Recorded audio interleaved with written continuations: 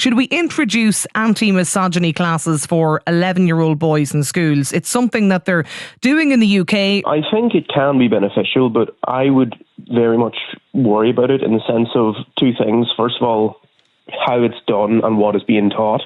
Because to be perfectly blunt, if you have a female teacher at the top of a classroom waving her finger in a condescending way at boys saying, you're wrong for feeling this way, or you're guilty by association or something, that is going to push young men towards more misogynistic behaviours. I think you need to actually prop up men and give good male role models, because there is a healthy level of masculinity that young boys need. I do feel we need to highlight the fact, though, that it's not just young boys who would benefit from this. There are grown men who could benefit from it. You had an experience recently. I was on Off the Ball the other day talking about dodgy boxes, and I expected, and I actually said in the piece that's in the clip, I'm ready for people to come for me because they'll disagree with me on this.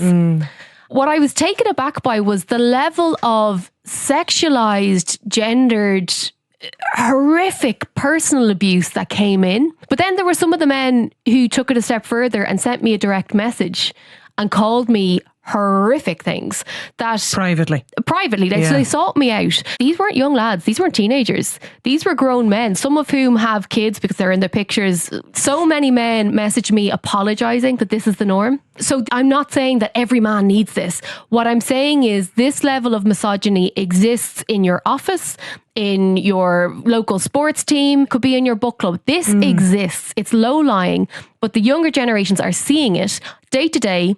Then when they go online, it's being reconfirmed because of the algorithm. But the technology here isn't the problem.